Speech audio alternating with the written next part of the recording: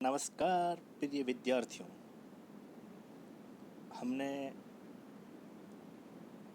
Number system पढ़ लिया। अगर आपने वो वीडियो नहीं देखा है तो ज़रूर एक बार वो वीडियो देखें। मैंने बहुत अच्छे से समझाने की कोशिश की है। अगर फिर भी समझ में नहीं आए तो आप ज़रूर कमेंट करें और मुझे बताएं ताकि मैं आपको वापस क्लियर करूं। आज हम पढ़ते हैं गुणज, गुणनखंड, एलसीएम, एचसीएफ और इनके रिलेशन। तो एक बार मैं अशोक व्यास क्लासेज में आपका हार्दिक स्वागत अभिनंदन करता हूं। शुरू करते हैं आज का टॉपिक।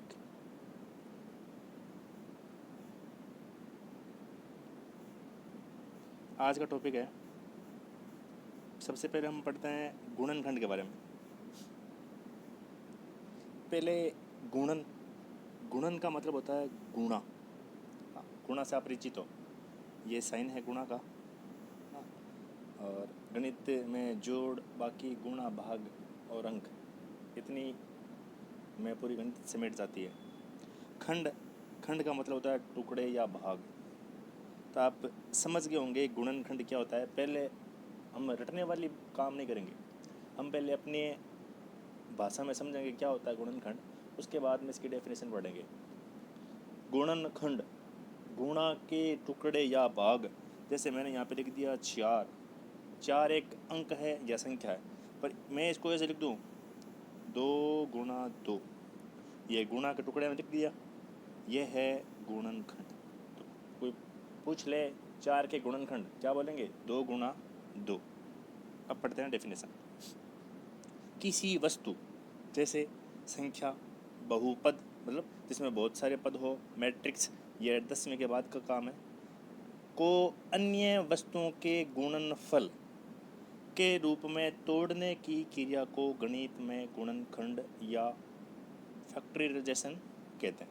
मतलब तोड़ना या उसके भाग करना या उसके टुकड़े करना ही क्या है? गुणनखंड है। किसी वस्तु के गुणनखंडों को परस्पर गुणा करने पर वह मूल वस्तु पुनः प्राप्त हो जाती है। ये बोल रहा है कि अगर आपने जो टुकड़े किए हैं उन्हें आप वापस गुणा करते हो तो आपको वापस मूल वस्तु प्राप्त होती है। कैसे?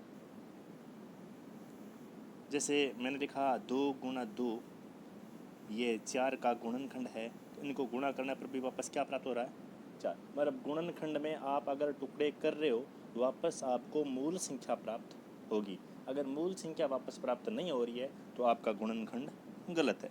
उदाहरण के लिए इसने हिंदी भाषा, भारतीय अंक प्रयोग किया ना, आप चाहे हिंदी भाषा बोल दो चाहे भारतीय अंक बोल दो। इसने लिखा है 15।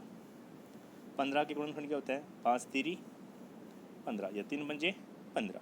इसी प्रकार इसने लिखा है एक बहुपद लिख दिया x² - 4। इसने क्या लिख दिया? x² - 4। ये एक सूत्र है, इसको सूत्र रूप में बनाना पड़ेगा। तो आ जाएगा x² - 2 का स्क्वायर, a का स्क्वायर माइनस b का स्क्वायर। एक बार जोड़ दो, एक बार घटा दो, और यही हमारे नीचे लिखा हुआ है x - 2 कोष्टक x + 2। ये है x² - 4 के गुणनखंड। आप इनको वापस गुणा करोगे तो वापस कितना आएगा? x² - 4। क्लियर है? अब सपोज करो मैं आपको बोलता हूँ जैसे 16, क्या बोल दिया मैंने? 16।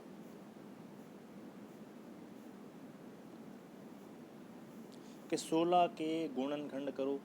4 चौके, गुणनखंड बहुत सारे हो सकते हैं। 8 दूनी 16 एकम, हाँ, और भी आप कर सकते हो। क्लियर? अब देखो, ये तो हमने पढ़ लिया गुणनखंड। अब पढ़ते हैं अभाज्य गुणनखंड। होता है गुणनखंड ही है, पर उसमें क्या होती है कि जो भी संख्या आती है वो सारी तरीके से होती है अभाज्य। उससे पहले मैं आपको गुणनखंड करने सिखाता हूँ। मैंने लिखा यहाँ पे 16, इसके गुणनखंड करना है। छोटी क्लास में हम पढ़ते हैं कि जिसके पहाड़े में जो आएगा वो उसका गुणनखंड होता है। जैसे 4 है, 1 के पहाड़े में 4 आता है, 2 के पहाड़े में आता है, 4 के पहाड़े में आता है, तो 1 2 4 ये 4 के गुणनखंड है। पर यहाँ पे हम क्या पढ़ेंगे कि 16 है, इसके गुणनखंड करना है तो सबसे पहले सबसे छोटी संख्या का भाग देंगे। 2 का दिया 8 बार, फिर 2 का जा रहा है, यहाँ से देख लेंगे कि यहाँ पे सम संख्या या विषम। सम संख्या है तो 2 का भाग जाएगा, अन्यथा फिर और किसी का भाग देंगे, 3 5 7 आदि का। 4 बार गया, वापस 2 का दिया, 2 दूनी 4, वापस 2 का दिया, 2 एकम 2, लास्ट में आएगा वो छोड़ देंगे। इन सब की गुणा ही 16 का गुणनखंड है, मतलब 2 गुणा 2 गुणा 2 गुणा 2, इनको वापस गुणा करने पे कितना आएगा 16। क्लियर है। अब पढ़ते हैं अभाज्य गुणनखंड।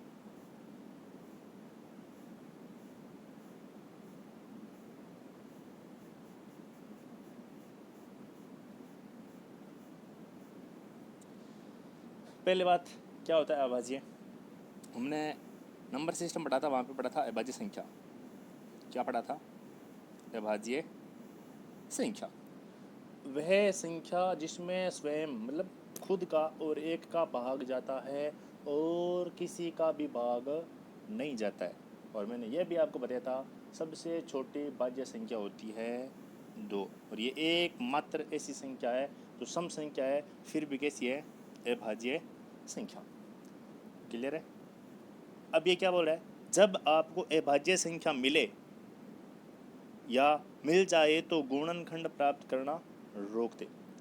अभाज्य संख्या वे संख्याएं होती है जिन्हें सिर्फ उसी संख्या या एक से विभाजित किया जा सकता है। उदाहरण के लिए एक कुछ नहीं है, ने तो भाज्य है, ने अभाज्य। हमने पहले पढ़ा, यहाँ पे बाई मिस प्रिंट है। 2 3 5 7 11 13 17 अभाज्य संख्याएं है, एक अभाज्य संख्या नहीं है। क्लियर कर दूं, यहाँ पे गलत है, कन्फ्यूज नहीं होना है। जब आपने किसी संख्या के ऐसे गुणनखंड प्राप्त कर लिए जिनमें सभी संख्याएं अभाज्य है तो इसके उपरांत गुणनखंड प्राप्त करना निरर्थक होगा। इसलिए रुक जाएं।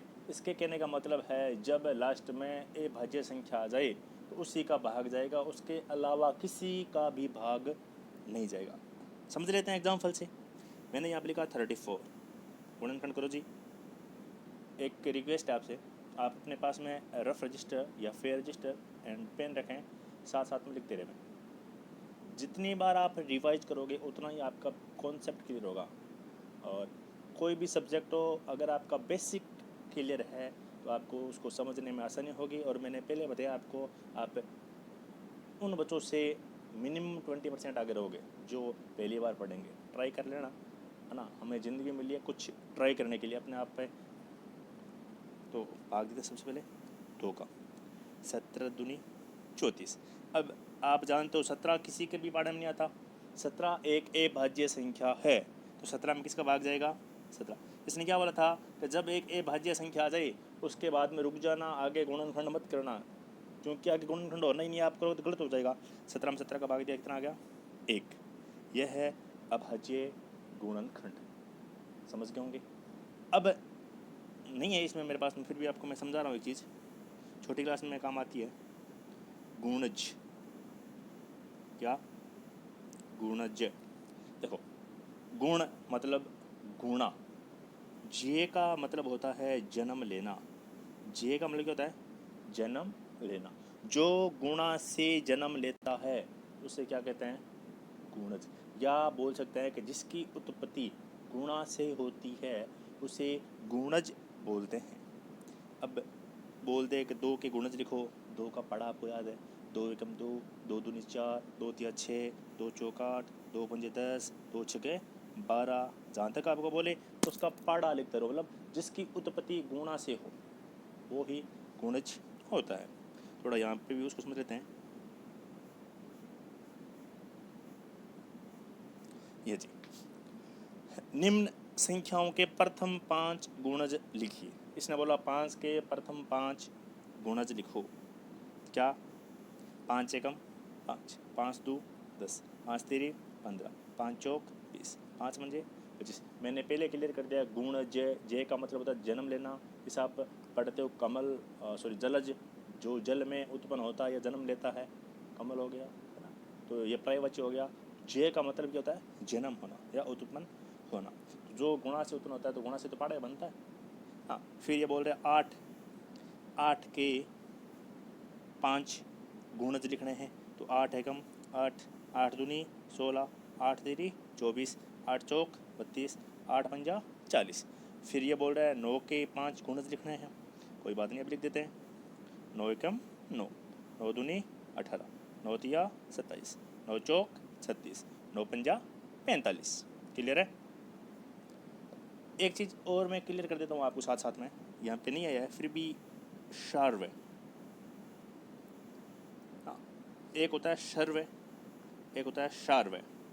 सर्वे का मतलब होता है सभी, सार्वे का मतलब होता है कॉमन, एक जैसे। हाँ, शार्व का मतलब क्या होता है? कॉमन या एक जैसे। जैसे आपको ये पूछ ले कि 2 और 4 के सार्वे गुणज लिखो, मतलब 2 व 4 के पाड़े में एक जैसे आने वाली संख्याएं लिखो। कन्फ्यूज नहीं होना है। सार्वे मतलब दोनों में एक जैसी, या इंग्लिश में बोलते हैं कॉमन संख्या। क्लियर। इसके बाद में पढ़ते हैं ले से। ना, ले से का क्या होता है? लघुत्तम क्षमा प्रवर्तक, एलसीएम।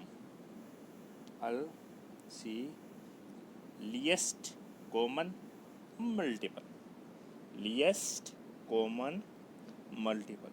पहले डेफिनेशन। अंक गणित मतलब वह गणित जिसमें हम अंकों का अध्ययन करते हैं। अंक गणित में 2 पूर्णांक हमने पहले पढ़ा है। पूर्णांक ना ऐसी संख्या जो प्लस की भी होती है और माइनस की, जो धनात्मक भी होती है और ऋणात्मक भी, उसे क्या बोलते हैं? पूर्णांक। पूर्णांकों ए तथा बी का लघुत्तम समापरिवर्तक, लिएस्ट कॉमन मल्टीपल या लिवेस्ट कॉमन मल्टीपल, एलसीएम या स्मॉलेस्ट कॉमन मल्टीपल, एक ही बात है। उस सबसे छोटी धनात्मक पूर्ण संख्या को कहते हैं जो ए तथा बी दोनों से विभाजित हो सके। नाम है लिएस्ट। वह छोटी से छोटी संख्या जो दोनों संख्याओं से पूर्णतः विभाजित हो, वो ही आपका एलसीएम होता है। सॉरी, एक उदाहरण लेते हैं। यह पूछ रहा है 3 व 4 का लघुत्तम समापरिवर्तक 12 होता है। अब कैसे? इसने क्या बोला कि वह छोटी से छोटी संख्या जो दोनों संख्याओं से पूर्णतः विभाजित होती है। क्या 3 का 12 में भाग जाता है? यस। 4 का? यस। इसीलिए यह 12 3 व 4 का लघुत्तम समापरिवर्तक है। दोबारा से क्लियर कर लेना, वह संख्या एलसीएम होती है जिसका उन दोनों का पूरा पूरा भाग उसमें जाए। और एलसीएम आप अलग अलग भी निकाल सकते हो, साथ में भी निकाल सकते हो। अगर आपको एलसीएम ज्ञात करना है तो आपको गुणनखंड आने चाहिए। अब मैं आपको एक 2 संख्या है, माना 8 और 12, इनके एलसीएम निकाल के बताता हूँ। 2 तरीके हमारे पास में, एक दोनों को साथ में निकाल सकते हैं, एलसीएम साथ में निकलता है, ध्यान रखना, एचसीएफ नहीं निकलता। दूसरा तरीका है अलग अलग निकालना। पहले अलग अलग 8 के गुणनखंड करो, इधर 12 के गुणनखंड। 2 का भाग दिया, 2 चौके 8, 2 का भाग दिया, 2 एकम 2, और आपको पता है एक आने पे छोड़ देते हैं, तो 2 गुणा 2 ये 8 के गुणनखंड है। वापस यहाँ पे 2 का भाग जा रहा है, 6 दूनी 12, वापस 2 का दिया, 3 दूनी 6। अब 3 चूँकि विषम संख्या है, यहाँ पे 2 का भाग नहीं जाएगा, भाग देंगे 3 का। 3 एकम 3। एलसीएम में जो दोनों में कॉमन संख्या है, जो अधिक बार आई है, वो लेनी है। अब देखो, दोनों में 2 आ रखा है, यहाँ पे 2 बार आ रखा है, यहाँ पे 3 बार आ रखा है। 2 लेंगे कितनी बार? 3 बार। मैंने क्या बोला? दोनों में है और जो अधिकतम बार है वो लेना है। और एलसीएम में चाहे दोनों में हो या नहीं हो, जितनी भी संख्या ये सब लेनी है। 3 इसमें आया हुआ है पर इसमें नहीं है, फिर भी 3 लेंगे। अब देख लो एक बार, 3 दूनी 6, 6 दूनी 12, 12 दूनी 24, कितना हो गया एलसीएम? 24। 8 के पाड़े में भी 24 आता है और 12 के पाड़े में भी 24 आता है। हमने पहले बात ये की थी कि एलसीएम का मतलब ये होता है कि इन दोनों संख्याओं के पाड़े में ये आएगा या इनका पूरा पूरा भाग इसमें जाएगा। समझ गए होंगे। अब सेम यही संख्या कौन से? 8 और 12 साथ में निकाल लेते हैं। एलसीएम साथ में निकालना इजी रहता है, कैसे? उसमें कॉमन वाला झंझट नहीं रहता। 2 का भाग दिया, दोनों में जा रहा है, अलग अलग भाग देंगे 4 बार 6 बार। 2 का दिया 2 बार 3 बार, 2 का दिया 1 बार। अब यहाँ पे कंफ्यूज, सर 2 का तो 3 में भाग जाता ही नहीं है, नहीं जाता तो है वैसे लिख दो ना, कौन बोल रहा है भाग दो। अब हमें पता है क्योंकि 1 आ गया यहाँ पे, इसको स्किप कर दिया, छोड़ दिया, 3 में सिर्फ 3 का भाग जाएगा, और ये आ गया 1 और 1। 3 दूनी 6, 6 दूनी 12, 12 दूनी 24। ये हमने साथ में एलसीएम निकाला और हमने पहले अलग अलग एलसीएम निकाला। मैं आशा करता हूँ आपको एलसीएम समझ में आ गया। आप अपने मन से कोई संख्या सोचना और खुद अभ्यास करना का आप एलसीएम और गुणनखंड करना सीख गए हो क्या। अगर आप नहीं सीखे हो तो वीडियो को वापस देखना, और अगर आपको समस्या आए तो कमेंट बॉक्स में कमेंट करना। अब पढ़ते हैं HCF, महत्तम क्षमा परिवर्तक। मेरा उद्देश्य अभी यही है कि मैं आपको बेसिक से एकदम बढ़िया से तैयार कर दूं, ताकि आपको प्रॉब्लम नहीं आई। हम लोग क्या करते हैं, देखते हैं वो ट्रिक से करा रहा है, ऐसे करा रहा है, अभी हमें सिर्फ बेसिक से करना है, ताकि अगर हमारे फंडामेंटल्स क्लियर होंगे ना तो हम सवाल को कैसे भी कर देंगे। महत्तम क्षमा परिवर्तक, आपने लघुत्तम क्षमा परिवर्तक में एक चीज़ नोट की होगी शायद, जैसे हमने 8 और 12 का एलसीएम निकाला था, वो आया था 24। अब मुझे ये बताओ 8 व 12 से 24 बड़ा है या नहीं है ना? देखो नाम तो है लघुत्तम, मतलब छोटा, उत्तर कैसा आता है? बड़ा। ध्यान रखना, यह होता है छोटे छोटे बातें जो हम ध्यान रख के अपना उत्तर सही कर सकते हैं। अब क्या है? महत्तम क्षमा परिवर्तक। अब वहाँ से यहाँ क्लियर कर लो कि नाम है महत्तम बड़ा, उत्तर क्या आना चाहिए? बड़ा, पर उत्तर हमेशा क्या आएगा? छोटा। पढ़ते हैं। अंक गणित में दो पूर्णांकों a तथा b का महत्तम समापरिवर्तक, या है ना, ये GCF हम काम नहीं लेते, हम लेते हैं सिर्फ एक ही काम, HCF। हम GCF और काम में नहीं लेते हैं, हमारे बुक्स में आपको नाम क्या मिलेगा? HCF, highest common factor. और हाईएस्ट का मतलब होता है सबसे बड़ा, कॉमन का मतलब एक, जैसा मैंने आपको पहले बता दिया शार्व है, और फैक्टर मतलब गुणनखंड। अर्थात महत्तम सबसे बड़ी संख्या होती है जो a तथा b दोनों को विभाजित कर सके। ध्यान रखना, वहाँ पे दोनों का भाग जाता था, यहाँ पे दोनों को विभाजित कर सके। उदाहरण के लिए 8 व 12 का में से कितना होता है? 4। ये क्या बोल रहा है कि जो आपका HCF आएगा वो इन दोनों को विभाजित करेगा, मतलब 4 का 8 में भी भाग जाता है और 4 का 12 में भी भाग पूरा पूरा जाता है। वहाँ पे क्या आया था उत्तर हमारा? एलसीएम 24 में 8 का व 12 का भाग जा रहा है। यहाँ पे ध्यान रखना, भाषा का ध्यान रखो, रटो मत, समझो। एलसीएम में भाग जाएगा, HCF जो आएगा उसका भाग जाएगा। क्लियर है? ओके। अब वही वापस ये बोलूँगा, एलसीएम अपने भेजे में सेट कर लेना, माइंड में सेट कर लेना। एलसीएम आप साथ में भी निकाल सकते हो, अलग भी निकाल सकते हो। HCF आप अलग अलग ही निकाल सकते हो। HCF के 2-3 मेथड है, आपको मैं बताऊंगा। सबसे पहले यही 8 और 12 लेते हैं। 8 और 12 वही काम, सर्वप्रथम गुणनखंड, और फिर कैसे गुणनखंड? अभाज्य गुणनखंड। 2 का भाग दिया, 4 दूनी 8, 2 दूनी 4 और 1। 2 का भाग दिया, 6 दूनी 12, 3 दूनी 6, 3 एकम 3। HCF दोनों में जो कॉमन संख्या है वो ही लेनी है। एलसीएम में हम सब लेते हैं, चाहे कॉमन हो या नहीं हो, यहाँ पे कॉमन फैक्टर ही लेना है। 2 आया हुआ है, 2 आया हुआ है, लिख दीजिए 2, 2 है, 2 है, लिख दीजिए 2। इसमें 2 है पर यहाँ पे नहीं है, नहीं लेना। इसमें 3 है, इसमें नहीं है, नहीं लेना। 2 दूनी 4, उत्तर 4 ही आया हुआ है। ये होता है HCF निकालने का तरीका। एक और मेथड है भाग विधि, वो भी बताऊंगा आपको मैं। क्लियर नहीं हो तो आप कमेंट बॉक्स में कमेंट करें, मैं आपको क्लियर करूंगा। अब देखो कि प्रश्न कर रहा हूँ आपके लिए, क्वेश्चन सोल्व कर रहा हूँ। 60, 45, 180, 24 का HCF निकालिए। सर्वप्रथम आपको 60, 45, 180, 24 के गुणनखंड आने चाहिए। आपको गुणनखंड आते हैं तो इन सब में जो कॉमन है वो अलग करते ही हमारा HCF आ जाएगा।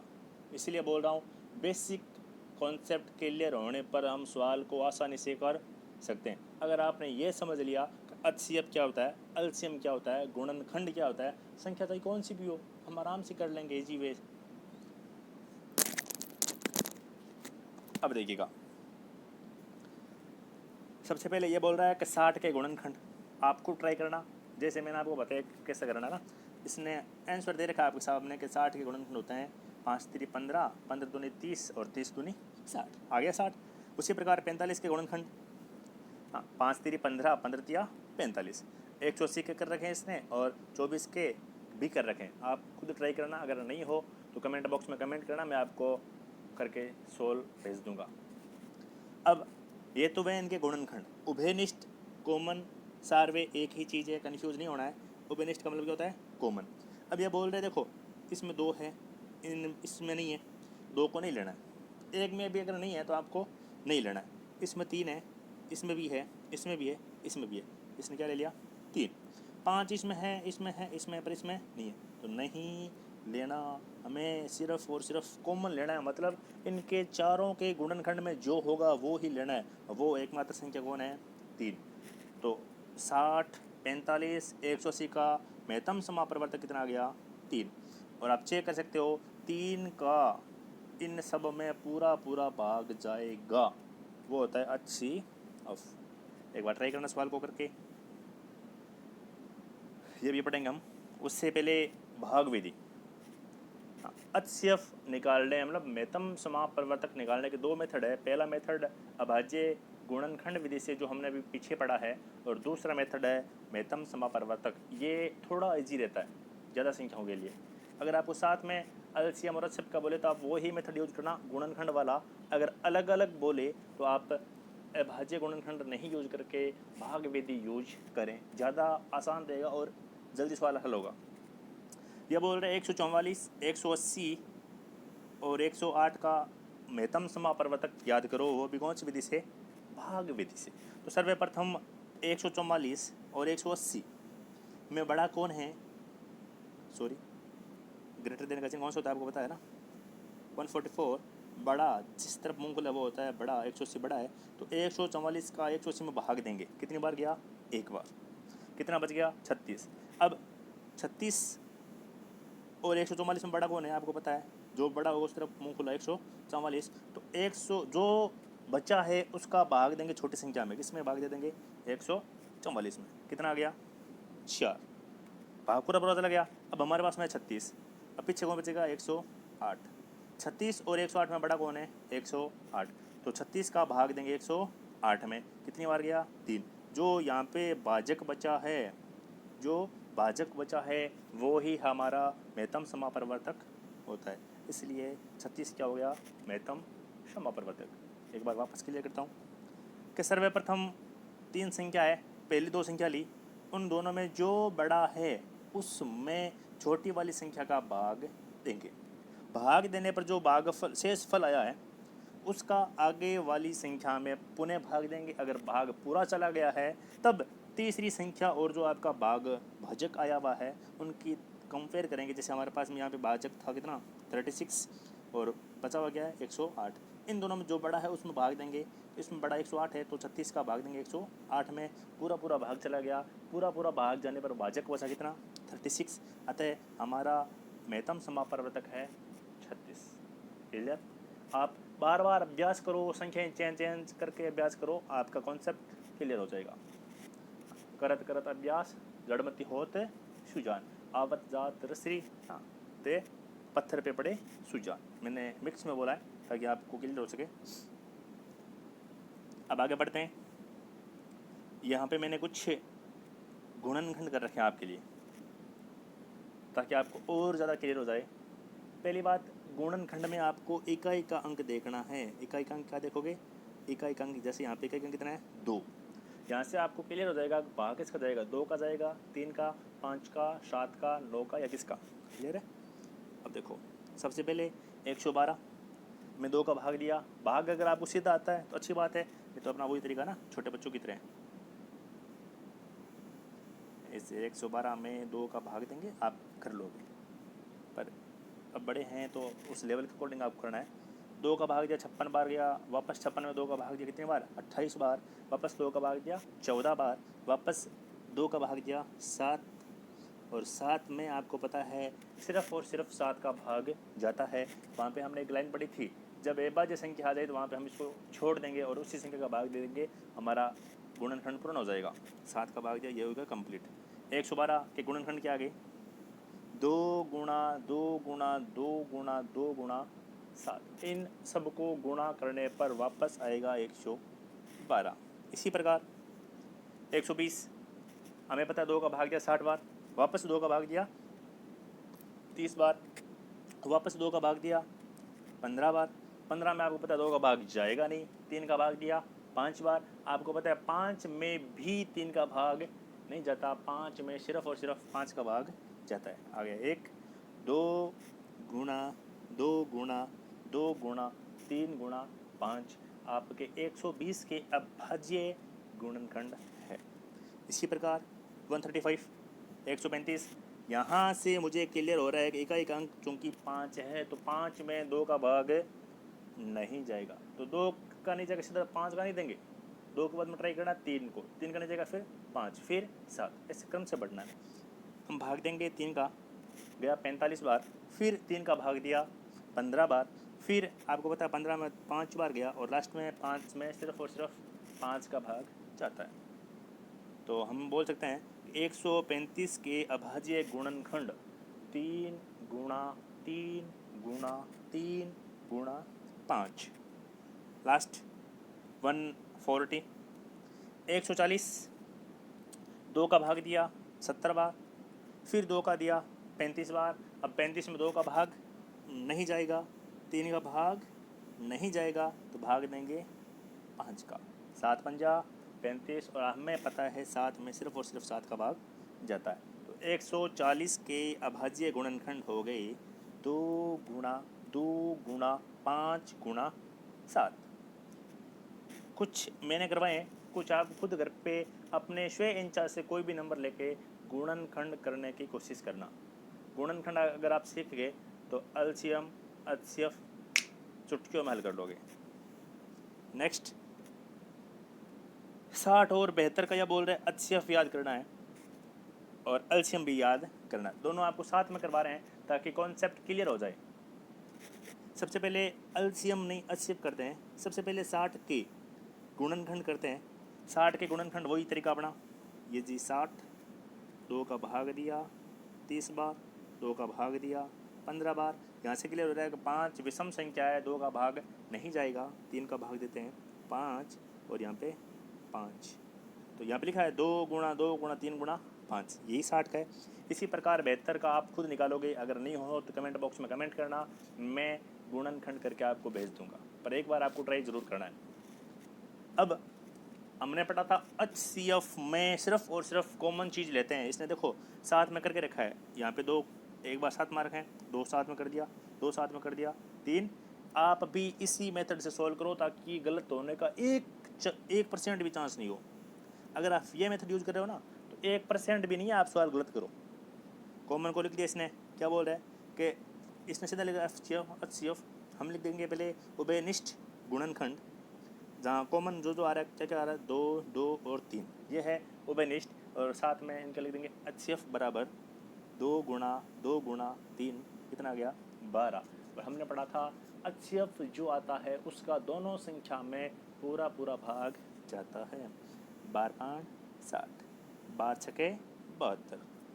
अब वही एलसीएम में क्या करते हैं, गुणनखंड हमारे पास में कर रखे हैं, मैंने क्या बोला कॉमन है उनमें जो अधिक बार है वो लेना है। देखो जी 2 यहाँ पे है 3 बार और यहाँ पे है 2 बार, हम लेंगे जो 3 बार है ना, कितनी बार है 3 बार।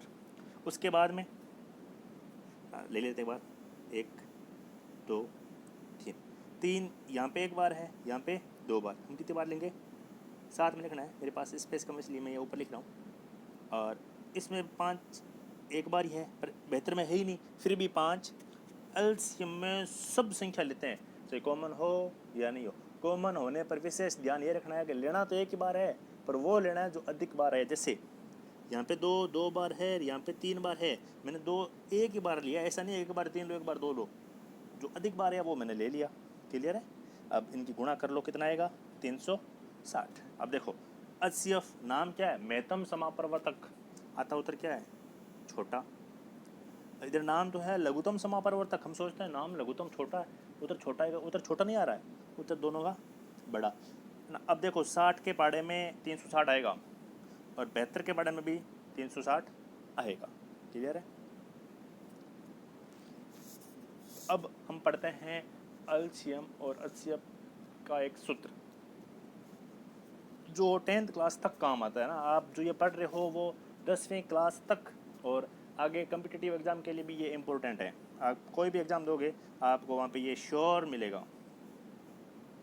अब देखो जी, relation between LCM and HCF, ले से एवं में से के बीच संबंध। ले से लघुत्तम समापरिवर्तक, में से महत्तम समापरिवर्तक। यदि दो संख्याएं ए और बी, आपको पता है गणित में सब कुछ मानने पर निर्भर करता है, ये माना ये होता है, माना वो होता है, तो हमने मान लिया हमारे पास में 2 संख्याएं हैं ए और बी। इनका लघुत्तम ये बोल रहा है कैपिटल एम एवं में से कैपिटल एन है, तो इनके बीच कुछ इस तरह का संबंध बनता है, ले से गुणा में से, मतलब ए गुणा बी बराबर एम गुणा एन, सॉरी प्रथम संख्या गुणा द्वितीय संख्या बराबर लघुत्तम समापरिवर्तक गुणा महत्तम समापरिवर्तक। एक इम्पोर्टेंट नोट जो दे रखा है, ले से में से का पूरा पूरा भाग जाता है। ये क्या बोल रहा है? जो भी आपका ले से आएगा उसका पूरा पूरा भाग में से में जाएगा। 10th क्लास तक ये काम आता है, तो अच्छे से माइंड में सेट कर लेना, ये फॉर्मूला 10th क्लास में है, तो आप ढंग से कर लें इसको। अब इसका एक उदाहरण ले लें ताकि आपका कॉन्सेप्ट क्लियर हो जाए। जब बोल रहा है दो संख्याओं के एलसीएम और एचसीएफ क्रमशः 48 एवं 8 है, यदि इनमें से एक संख्या 24 है तो दूसरी संख्या बताइए। 10th क्लास का सवाल है ये।